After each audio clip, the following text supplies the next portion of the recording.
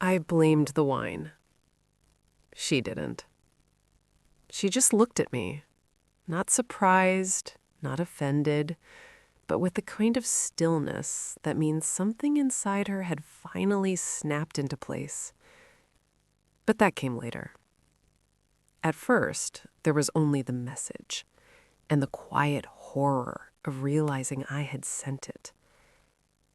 If I had left the restaurant when my instincts told me to, this story wouldn't exist. If I had ignored the way my chest tightened every time she laughed, if I had been honest with myself long before that night. But I wasn't. And pretending takes energy. Clara Mitchell had a presence that didn't need permission. She didn't announce herself when she entered a room. The room adjusted. People shifted in their seats. Voices softened. Conversations reorganized around her.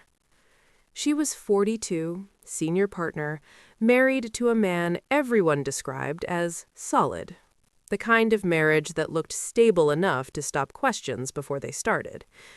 She wore clean lines, neutral colors, watches that cost more than my rent. Her hair was always pulled back. Not severe, just controlled, like her. She never fidgeted, never filled silence unnecessarily. When she listened, she held eye contact just long enough to make you feel chosen. That was her real power. I was 29 and tired of being agreeable. Recently promoted, still learning how to speak without softening my voice at the end of sentences, still apologizing before stating opinions, still pretending that wanting more didn't live somewhere under my ribs. Clara was the first person at the firm who noticed when I stopped mid-thought. She didn't jump in. She waited. That was the beginning. We didn't flirt. That's important. There were no lingering touches anyone could accuse, no texts that crossed a line, no moments you could screenshot and explain. What there was, instead, felt more dangerous. She remembered details, asked questions no one else did. Once, during a brutal review meeting, a senior associate interrupted me for the third time. Clara didn't correct him. She turned to me instead and said calmly, "Please finish. I want to hear the rest." My voice stopped shaking after that. The firm dinner that night was supposed to be harmless. White tablecloths, low lighting, expensive wine poured too generously. Laughter that felt forced until the second glass. Clara sat beside me. Not across, beside. Her knee brushed mine under the table. Accidental. Plausible. Impossible to ignore. She leaned in once, her voice low. "You've been somewhere else all evening," she said. I smiled, the way women do when they don't want to explain themselves. "I'm just tired." She studied my face. Not searching, just observing. "Careful," she said quietly. "That's how people disappear." That sentence landed somewhere deep. At home, the silence felt heavy. I kicked off my shoes, poured myself another glass of wine, and sat on the edge of my bed, my phone in my hand. Her name was already open. Recent messages were boring, safe. Deadlines, schedules, notes. Professional, controlled. I stared at the screen longer than I should have. The truth is, the message didn't come out of nowhere. It came out of weeks of swallowing words, of noticing how my body reacted before my mind caught up, of pretending admiration didn't have a physical shape. I typed, "Can I ask you something personal?" Deleted it. Typed again. "Do you ever feel like you chose the right life too early?" Deleted that too. My heart was pounding now. I laughed softly, shaking my head like I could physically shake the thought away. This was ridiculous. Then I typed the sentence I had been avoiding for months. I think about you more than I should. I stared at it.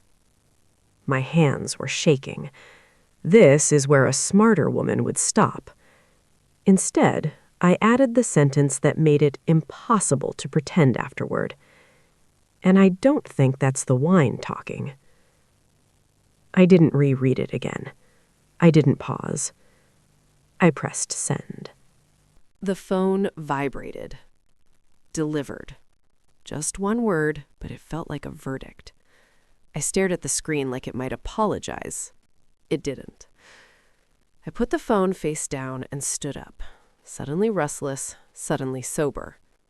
What had I done? I told myself she would ignore it, pretend it didn't exist, decide I was harmless. Women like her didn't implode over late-night messages. I told myself that. I slept badly, woke up too early, checked my phone before my eyes were fully open. No reply. Relief washed over me. Sharp, almost painful. Good. Safe. Normal. By the time I got to the office, I had convinced myself it would never be mentioned. Then I saw her. She was already in the conference room, speaking calmly, confidently. She didn't look at me. Not once. That absence felt louder than any reaction. At 11:43 a.m., my phone buzzed. One message. From Clara. My office. Noon.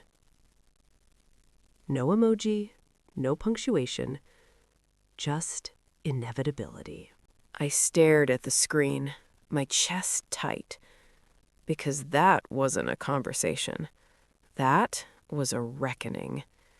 And suddenly I understood something too late. The message hadn't been a mistake. It had been a confession I wasn't ready to survive. Clara didn't tell me to sit. That was the first thing that felt wrong. Her office was always immaculate. Books aligned, desk clear, light controlled. That day, the blinds were half open, the city bleeding in through the glass like it had intruded without permission. She stood by the window with her arms crossed, not defensive, contained. I closed the door behind me. The sound echoed louder than it should have. "You were drinking," she said. Not accusing, not gentle. Observational. "Yes," I replied too quickly. "I shouldn't have texted when I—" She turned toward me then, slowly. "That's not what I'm asking." Silence settled between us, thick and deliberate. "I'm asking," she continued, "if you meant it."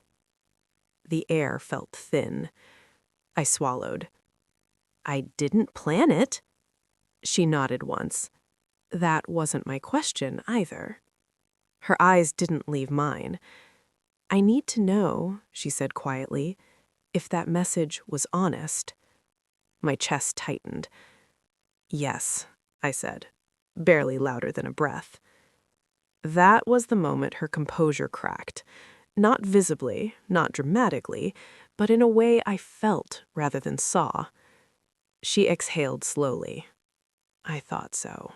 She didn't move back to her desk. She stayed where she was, close enough that I could notice details I never had before. The faint crease between her eyebrows when she concentrated. The way she pressed her tongue briefly against the inside of her cheek when she was choosing restraint. "I've spent my entire adult life being careful," she said. "Careful with my words, careful with my choices." She paused. "Careful with myself." Her gaze dropped for a moment, just long enough to feel intentional. and then you sent that message. I waited. I didn't sleep, she added. Not because I was angry, she looked back at me, but because I couldn't unhear it. That sentence lodged somewhere deep inside me. After that conversation, the firm didn't change, but we did. She didn't avoid me. She didn't confront me again. She recalibrated. Meetings became quieter, conversations shorter, but when we were alone, the air between us vibrated, taut, charged, unfinished. She stopped touching my arm when she spoke to me. Instead, she stood just far enough away that I noticed the distance every time. Once, late in the afternoon, we were reviewing documents side by side. Our hands brushed as we reached for the same page. It was brief, accidental. She froze, didn't pull away, didn't look at me. She simply inhaled, deep, controlled, like someone grounding themselves for a difficult choice. I felt that breath in my own body. That moment lasted seconds. It followed me for weeks. She started saying my name differently. Not louder, not softer, slower. As if she was testing how it felt to say it out loud. Once, after everyone had left for the day, she asked, "Are you going straight home?" I nodded. She hesitated. "Good," she said. "You should." The words sounded like advice. They felt like restraint. One evening, she asked me to walk with her after work, not framed as a question, just an assumption. The city noise wrapped around us, loud and anonymous. "I need to be honest with you," she said suddenly. My pulse spiked. "I chose my life early," she continued. "I chose stability, respect, predictability." She stopped walking. "I told myself desire was something you outgrew, something you learned to manage." She looked at me then, not guarded, not distant, unprotected. "And then you sent that message," she said, "and it reminded me that wanting doesn't disappear." Her voice faltered. "It waits." The words sat between us like a confession. "I don't regret your honesty," she added quickly, "but I can't pretend it didn't wake something up." I didn't touch her, didn't step closer. I just said the truth I had been holding back for too long. I didn't send it to change anything. I sent it because pretending was hurting more. She closed her eyes briefly. "That's what scares me," she said. That night, she sent me a message. Not immediately, not impulsively. Hours later. 4 words. "We need to be careful." I stared at the screen, heart racing. Because careful wasn't distance. Careful was tension. Careful was wanting and not acting. Careful was the space where mistakes are born slowly instead of all at once. I didn't reply. Neither did she. But something had already shifted again, and this time there was no pretending we hadn't both felt it. The next morning, she stood too close to me in the elevator. The doors closed. No one else inside. She didn't move away. She didn't look at me. And I realized with terrifying clarity, careful was no longer enough to protect either of us. Careful didn't mean distance. I learned that slowly, painfully. Careful meant precision. The way she chose where to stand, how long to hold eye contact, when to speak, and when to stop herself. Careful meant we both knew exactly where the line was, and how close we were willing to walk to it. The elevator incident should have been nothing. 2 women, early morning, glass walls, muted city noise. But Clara stood closer than necessary. Close enough that I could feel the heat of her arm through the thin space between us. Close enough that stepping away would have been obvious. She didn't look at me. Neither did I. The elevator moved. My heart pounded so loudly I was sure she could hear it. When the doors opened, she stepped out first. She didn't say a word, but her breath was uneven. After that, restraint became exhausting. Every interaction carried weight. Every conversation felt like it was happening on 2 levels, the one people could hear and the one that lived underneath.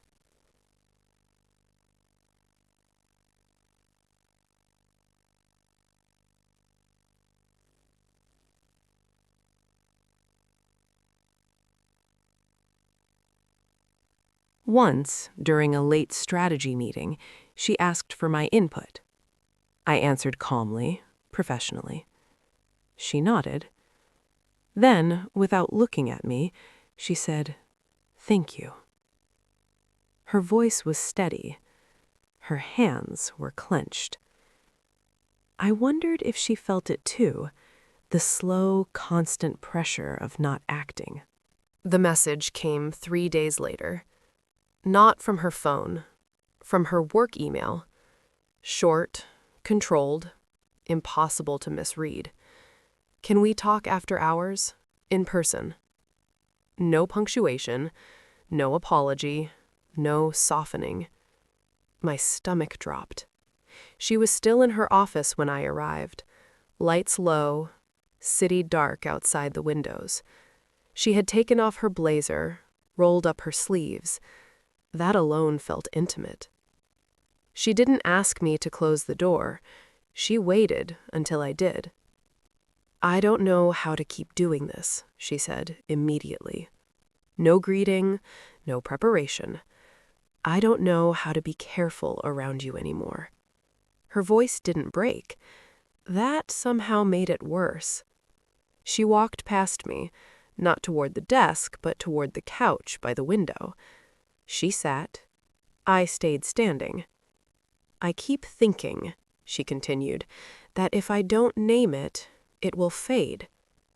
She looked up at me. "It hasn't." Silence pressed in. "I haven't touched you," she said quietly. "I haven't crossed a line." She inhaled. "But I think about it, more than I'm willing to admit." My throat tightened. She held up a hand, not to stop me, but to steady herself. "Don't," she said softly. "Let me finish." I nodded. "I've been the woman who makes the right choice my entire life," she said. "The woman people rely on, admire." She laughed once, humorless. "No one ever asks if I chose myself." Her eyes met mine. "You did," she said. "That night, with that message." Something inside me shifted. "I didn't mean to put that on you," I said. She shook her head. "You didn't put it on me," she said. "You gave me language for something I had buried." She stood up then, slowly. She stopped in front of me, close, too close. We didn't touch. That was the cruelest part. "I don't want to hurt anyone," she said. "Not my husband, not you, not myself." Her voice finally wavered. "But I also don't want to keep living like this never happened." I felt tears sting my eyes. "I don't need you to choose me," I said. "I just need you to know that I meant it." She searched my face. "I know," she whispered. That was the moment. The one that would replay in my mind, long after everything else faded. She stepped back first. That was her choice. Her boundary. I can't give this a place in my life, she said. But I can't erase it either. She took a breath. And that's something I have to live with. I nodded, even though it hurt. So do I said. I left the firm 2 months later. Not because she asked, because staying felt like pressing on a bruise. On my last day, she walked me to the elevator. She hugged me. Longer than necessary. Her hand pressed flat against my back. Grounding. Deliberate. You changed something in me, she whispered. And I don't know yet if that will ruin me or save me. I pulled back, looked at her. Maybe both, I said. She smiled, small, real, unguarded. Years later, people still ask me if I regret sending that message, if I wished I had stayed silent, if I had known how much it would cost me. The truth is this. That message didn't start a love story. It ended a lie. And sometimes that's the most dangerous thing you can do. Because once a woman like Clara sees herself clearly, she never goes back to sleep. And neither do you. Because nothing happened. And yet, everything did. Because the most powerful relationships aren't always the ones you live. They're the ones that change how you understand yourself forever. And if you're honest, you know exactly why this story stayed with you.